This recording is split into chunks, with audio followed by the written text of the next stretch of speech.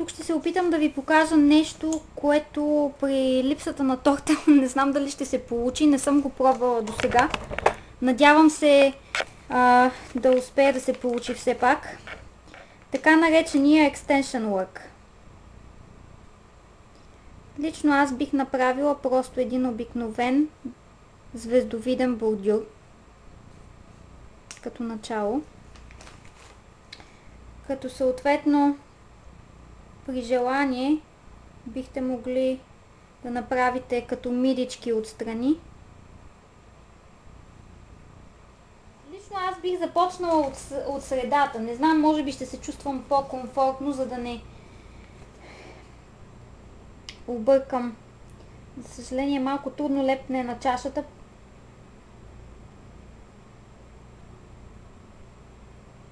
Така.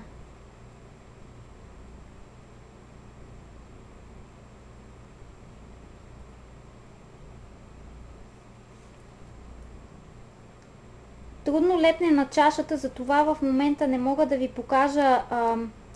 Затова се получава малка точка отгоре, защото самата чаша леко се хлъзга и се опитвам да закрепя по-добре самият бордюр. Ето даже тук успях и да го скъсам, но надявам се, че следващия ми опит ще е по-добър. Така, ето това всъщност трябва да се получи. Трябва да бъдете много внимателни. Както казах, абсолютно за първи път го правя това и надявам се да може да илюстрира как точно се работи с Royal Icing.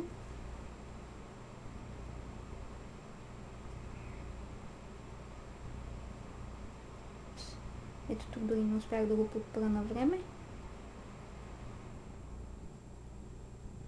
Трябва напрежението на ръката ви да бъде абсолютно едно и също.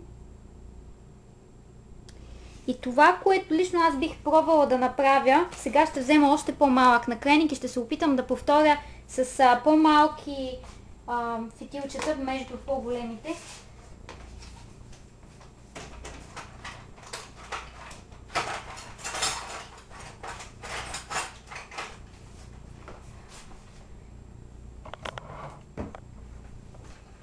Само нека да намеря по-малкия накрайник.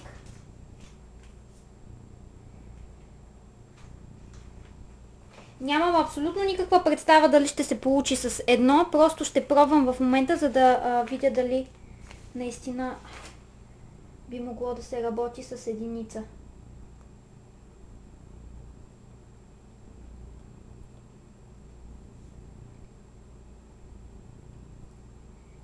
Определено мога да кажа, че значително по-трудно залепва. Напрежението на ръката е доста по-голямо. Определено трябва опит, за да може човек да го направи наистина качествено. Ето аз виждам, че дори на следващите не се получава много добре, но на следващите става малко по-добре определено. Това трябва да се практикува преди да започнете да го правите върху самата торта.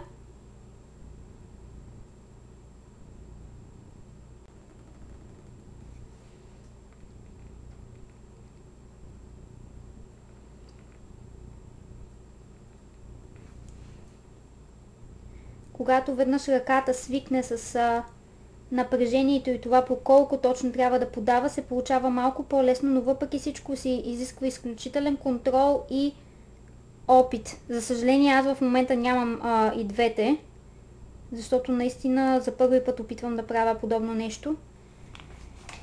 Предполагам, че това горе-долу илюстрира точно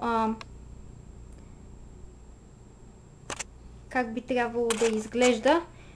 Както казах, за съжаление аз не можах да го се справя много добре. Мисля си да пробвам евентуално от другата страна. Като просто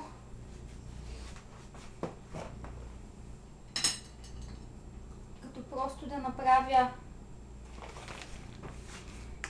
бордюра.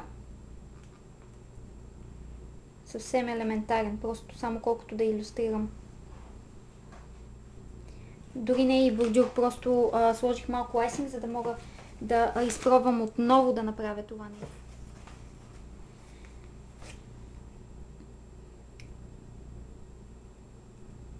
Наистина напрежението на ръката е голямо и трябва много да се внимава да не дръпнете твърде много.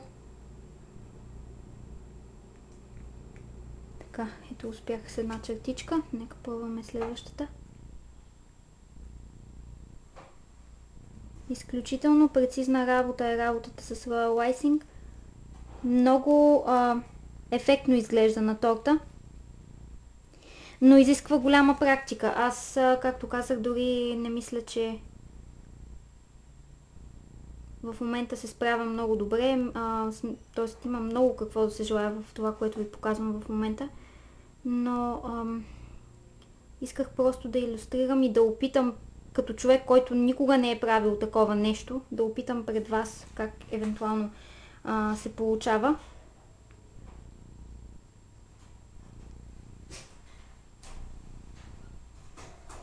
Ето тази се скъса. Нищо, ще пробвам отново.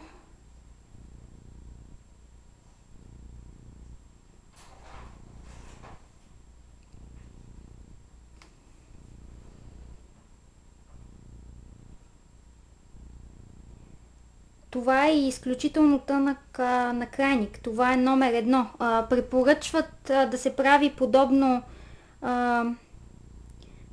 работа с накрайници над 3. За съжаление се оказа, че аз точно 3 нямам и затова не мога да ви покажа.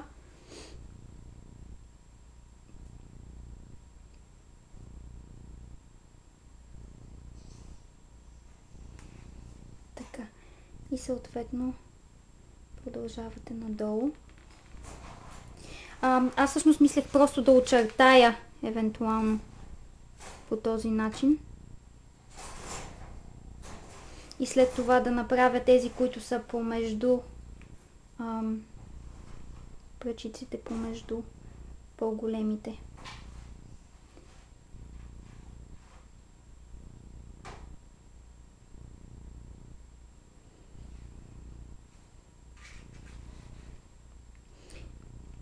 Другото нещо, което особено не помага, е това, че чашата е наистина хлъзгава. И просто усещам как част от пръчиците, които правя, просто се хлъзгат надолу. Доста трудно се получава така, но за съжаление в момента нямам възможност да ви покажа на истинска торта.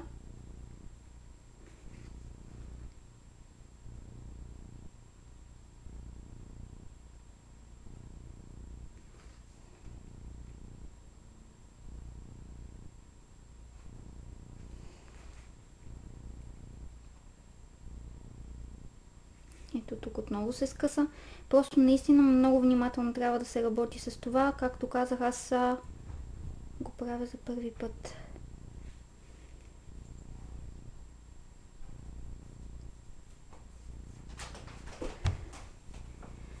Още едно се скъса. И малката ми помощничка се появи. Така че останалото скъсване мисля да го оставя на нея.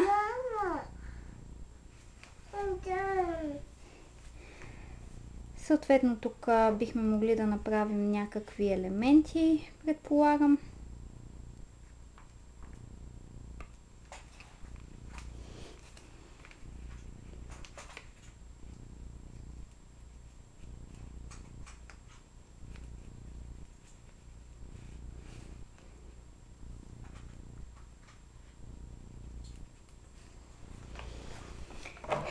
И като цяло това е първият ми опит за Extension Work.